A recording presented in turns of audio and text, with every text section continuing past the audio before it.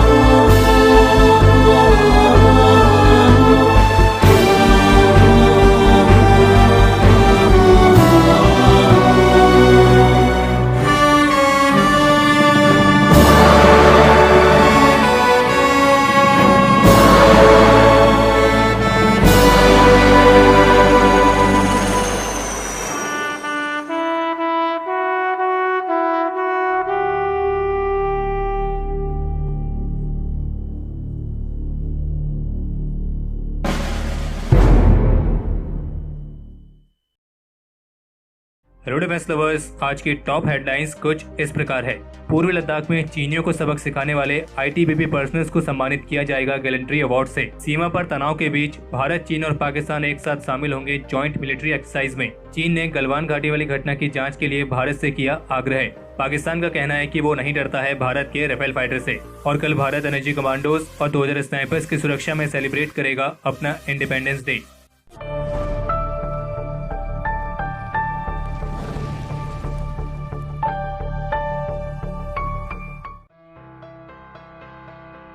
स्वतंत्रता दिवस की पूर्व संध्या पर इंडियन आर्म फोर्सेस के सुप्रीम कमांडर राष्ट्रपति श्री रामनाथ कोविंद की तरफ से इंडियन आर्म फोर्सेस, सीएपीएफ और पैरामिलिट्री पर्सनल्स के लिए 84 अवार्ड्स एंड डेकोरेशंस को अप्रूवल दिया गया है, जिसमें कीर्ति चक्र, 9 शौर्य चक्र, 5 बार-2 सेना मेडल्स, 60 सेना मेडल्स, 4 नौसेना मेडल्स और 5 वायुसेना मेडल्स शामिल हैं। और जबकि अलग अलग मिलिट्री ऑपरेशंस में महत्वपूर्ण भूमिका निभाने वाले इंडियन आर्मी पर्सनल्स के लिए 19 मेंशन इन डिस्पैचेस भी अप्रूव किए गए हैं, जिनमें से 8 उन पर्सनल्स को मरणोपरांत दिए जाएंगे जिन्होंने ऑपरेशन मेघदूत और ऑपरेशन रक्षक के दौरान इस देश की सुरक्षा करते हुए वीर गति को प्राप्त हुए हैं। और जो एक कीर्ति चक्र दिया जाने वाला है वो जम्मू कश्मीर पुलिस के हेड कांस्टेबल श्री अब्दुल राशिद कलस को मरणोपरांत दिया जाएगा। और जबकि 9 शौर्य चक्र में से 3 शौर्य चक्र इंडियन आर्मी पर्सनल्स को दिए जाएंगे, जिनमें एक है पैरा एसएफ के लेफ्टिनेंट कर्नल कृष्ण सिंह रावत, दूसरे हैं मराठा लाइट इन्फेंट्री के मेजर अनिल और तीसरे हैं राजपूत रेजिमेंट के हवलदार आलोक कुमार दुबे। और जबकि मई और जून के महीने में पूर्वी लद्दाख में चीनी सेना से हुई झड़पों के दौरान साहस और शौर्य के लिए आईटीबीपी के 21 जवानों के नाम भी वीरता मेडल के लिए गृह मंत्रालय को भेजे गए हैं। और आईटीबीपी की तरफ से बयान जारी करके बताया गया है कि इन 21 जवानों ने ईस्टर्न लद्दाख में चीनी सैनिकों के झड़पों के दौरान बहादुरी से डटकर सामना किया था और इसीलिए इन हिमवीरों के नाम सरकार को वीरता मेडल के लिए भेजा गया है। और जबकि मई जून के महीने में तो भारत और चीन के सैनिकों के बीच कई बार झड़प हुई है और कई बार तो आईटीबीपी के जवानों ने पूरी रात पीएलए का सामना किया है और 17 से 20 घंटों तक उन्हें जवाबी कार्रवाई करते हुए रोके रखा है। और इसी के चलते यहाँ के कई सामरिक महत्व के क्षेत्रों को सुरक्षित रखा जा सका है।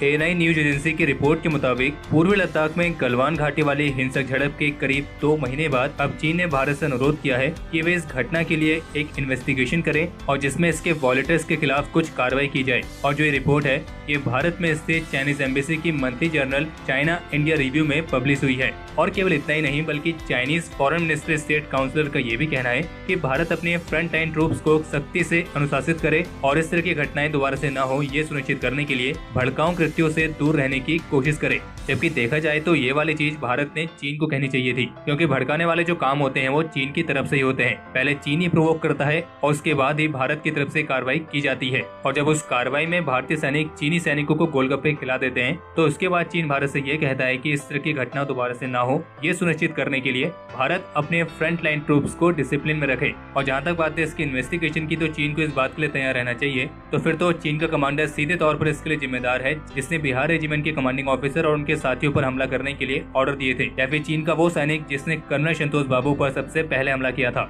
और जहाँ तक बात है इस घटना के लिए जिम्मेदार लोगों को सजा देने की, तो वो तो हमें लगता है कि भारतीय सैनिक पहले ही दे चुके हैं, जिनके बारे में चीन अभी तक गिनती भी नहीं कर पाया है। बाकी ऐसी भी रिपोर्ट्स है कि एलएसी पर डीएस्केलेशन की प्रोसेस कई सारे पॉइंट पर स्लो हो गई है और जो चाइनीज ट्रूप्स हैं वो अभी भी वहाँ पर नजर आ रहे हैं। और इसीलिए अब भारत सरकार चीन को काउंटर करने के लिए कुछ नए रास्तों पर विचार कर रही है, ताकि ये सुनिश्चित किया जा सके कि ट्रूप्स वापस से अपनी पीस टाइम लोकेशंस पर पहुंच जाएं। और इसके साथ एक रिपोर्ट ये भी सामने आई है कि जब 2017 में भारत और चीन के बीच 73 दिनों का दोकलम स्टैंड ऑफ हुआ था, तो उसके बाद से ही चीन ने एलएसी के पास मौजूद उनके एयरबेसिस पर एयरक्राफ्ट की स्ट्रेंथ को मजबूत करना शुरू कर दिया था। और जो उनका नगरी कौन सा एयरपोर्ट है वहाँ पर उनके फाइटर जेट्स ऑलरेडी डिप्लॉय कर दिए गए थे। और बता दें कि ये एयरपोर्ट लद्दाख के पैंगोंग से केवल 200 किलोमीटर की ही दूरी पर है। सीमा पर चीन के साथ तनाव के बीच अब ये रिपोर्ट निकल के भी सामने आई है कि इंडियन आर्मी सितंबर महीने में रशिया में आयोजित होने वाली मल्टीलेटरल एक्सरसाइज कवकाश 2020 में हिस्सा लेने जा रही है। और इस मिलिट्री एक्सरसाइज की खास बात यह है कि इसमें शामिल होने के लिए रशिया ने चीन और पाकिस्तान दोनों को ही न्योता दिया है। ये एक्सरसाइज 15 सितंबर से शुरू होगी और 26 सितंबर तक चलेगी। और इसमें शामिल होने के लिए एससीओ के सभी मेंबर कंट्रीज और कुछ अन्य कंट्रीज को भी न्योता दिया गया है। और इस एक्सरसाइज की थीम कुछ इस प्रकार है कि फ्रेंडली कंट्रीज दुश्मन के खिलाफ एक जॉइंट ऑपरेशन लॉन्च करेंगी, जिसने रशिया के एक हिस्से पर अपना कब्जा कर रखा है। और इसमें शामिल होने के लिए भारत की तरफ से 178 मेंबर्स भेजे जाएंगे, जिनमें 140 होंगे आर्मी पर्सनल्स और 38 होंगे एयरफोर्स और नेवी से। और इंडियन आर्मी के कर्नल रैंक के ऑफिसर इंडियन कंटिजेंट को लीड करेंगे। और जबकि आज 14 अगस्त को दो प्रभावशाली अमेरिकी सीनेटरों के द्विदिवीय समूह ने भारत और चीन के बीच स्थित एलएसी पर यथास्थिति यानी कि स्टेटस क्यू को बदलने के लिए चीन द्वारा अपनाई गई सैन्य आक्रामकता की निंदा की खातिर सीनेट में एक प्रस्ताव पेश किया है। और इस प्रस्ताव में इस विवाद के डिप्लोमेटिक सॉल्यूशन की भी बात की गई है। और साथ ही ये प्रस्ताव दोनों देशों को एलएसी पर अप्रैल 2020 की स्थिति बहाल करने के लिए डिप्लोमेटिक सॉल्यूशंस के लिए भी प्रोत्साहित करता है। और इसमें वार्नर का कहना था कि अमेरिका के लंबे समय से भारत के साथ बेहद ही मजबूत साझेदारी रही है और दोनों देश लोकतांत्रिक मूल्यों को साझा करते हैं। और उन्होंने कहा कि ये साझेदारी तब और महत्वपूर्ण हो जाती है जब हम इंडो पैसिफिक रीजन को मुक्त सुनिश्चित करने के लिए साथ काम कर रहे हैं। कल के स्वतंत्रता दिवस समारोह के लिए चाइनीज वायरस को ध्यान में रखते हुए कुछ खास इंतजाम किए गए हैं, जैसे कि क्राउड के मूवमेंट को कम से कम रखने के लिए जो सीटिंग अरेंजमेंट है वो दूर दूर किए गए हैं। इसके अलावा additional door frame metal detectors को लगाया गया है और लोगों की लाइन को अवॉइड करने के लिए स्पेस मार्किंग्स की गई हैं। और इस बार इवेंट के लिए यंग स्कूल चिल्ड्रंस के बजाय एनसीसी कैडेट्स को इन्वाइट किया गया है। बाकी सुरक्षा के लिहाज से करीब 2000 स्नाइपर्स, एनएसजी कमांडोज और मल्टी लेयर्ड विजिलेंस अरेंजमेंट्स किए गए हैं। और एनएसजी, एसपीजी और आईटीबीपी जैसी एजेंसी पूरी तरीके से हाई अलर्ट पर रखी गई हैं। और करीब 45 सिक्योरिटी पर्सनल इस इंडिपेंडेंस डे के दिन सिटी की सुरक्षा करेंगे। और इन 2000 स्नाइपर्स को रेड फोर्ट के आसपास वाले अलग अलग इलाकों पर नियुक्त किया गया है। और एक रिपोर्ट ये भी है कि स्पेसिफिक वाइटल इंस्टॉलेशंस जैसे कि इंडिया गेट, रेड फोर्ट और विजय चौक के 5 किलोमीटर के दायरे में जो भी ड्रोन उड़ाते हुए पकड़े जाएंगे उनके खिलाफ एक कड़ी कार्रवाई की जाएगी। और सिक्योरिटी एजेंसीज भारत सरकार के खिलाफ किसी भी तरह के युद्ध छेड़ने के लिए इंडियन पेनल कोड के तहत सख्त कार्रवाई कर सकती हैं। और फ्लाइंग ड्रोन्स के संबंध में इस लेटेस्ट स्टैंडर्ड ऑपरेटिंग प्रोसीजर्स में सेंट्रल गवर्नमेंट ने लोकल पुलिस को ये पावर दे रखी है कि वे इसके तहत पकड़े जाने वाले व्यक्ति पर अन्य आईपीसी सेक्शंस के अलावा 121 और 121 ए भी दर्ज कर सकते हैं, जो कि निर्भर करेगा उसके द्वारा किए गए क्राइम पर। पाकिस्तानी मिलिट्री की तरफ से एक बयान सामने आया है जिसमें उनका ये कहना है कि पाकिस्तानी आर्मी किसी भी तरह के एग्रेशन के लिए तैयार है और भारत ने जो राफेल फाइटर्स का लेटेस्ट इंडक्शन किया है वो पाकिस्तान के लिए चिंता का विषय नहीं है। और ये बात पाकिस्तानी आर्मी की मीडिया विंग डीजी आईएसपीआर के मेजर जनरल बाबर इफ्तिकार द्वारा की गई है। उनका ये कहना था कि भारत चाहे 5 राफेल खरीदे या 500 राफेल, हमारे लिए कोई चिंता का विषय नहीं है। हम हर चीज के लिए तैयार हैं और हमें हमारी कैपेबिलिटी पर कोई भी डाउट नहीं है। लेकिन इसी के साथ उनका ये भी कहना था कि भारत अपनी मिलिट्री में काफी ज्यादा स्पेंड कर रहा है, जो कि इस रीजन में पावर बैलेंस को इफेक्ट करता है। और जबकि पाकिस्तान की डिफेंस स्पेंडिंग पर उनका ये कहना था कि पाकिस्तान की जो डिफेंस स्पेंडिंग है वो कंसिस्टेंटली कम हो रही है, ना कि ऊपर जा रही है, यानी कि वो मिलिट्री पे ज्यादा स्पेंड नहीं कर रहे हैं। और जब 5 राफेल फाइटर्स अंबाला एयरबेस में लैंड हुए थे तब भी पाकिस्तान की तरफ से बयान सामने आया था कि भारत अपनी जरूरत से ज्यादा वेपन्स को खरीद रहा है और जिससे इस क्षेत्र में हथियारों की रेस शुरू हो सकती है। और खैर जहां तक बात है मिलिट्री स्पेंडिंग्स की, तो ये स्पेंडिंग्स केवल वही देश कर सकता है जिसके पास इसमें खर्च करने के लिए पैसा है।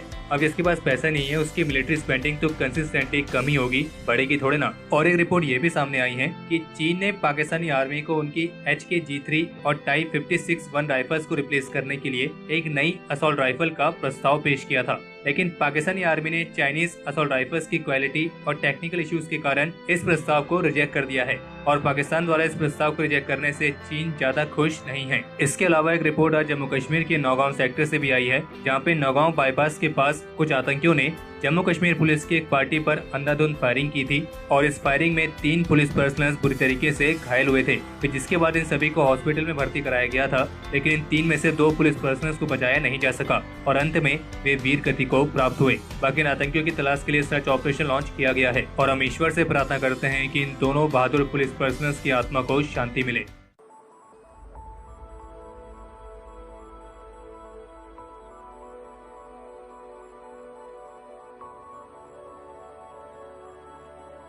तो हमारे आज के इस एपिसोड के लिए इतना ही। अगर आपको ये एपिसोड पसंद आया हो तो इस वीडियो को लाइक करें और अगर आपका कोई सवाल या फिर सुझाव हो तो उसे कमेंट सेक्शन में शेयर करें। बाकी अगर आपने इस चैनल को सब्सक्राइब नहीं किया है तो इस चैनल को सब्सक्राइब करना ना भूलें।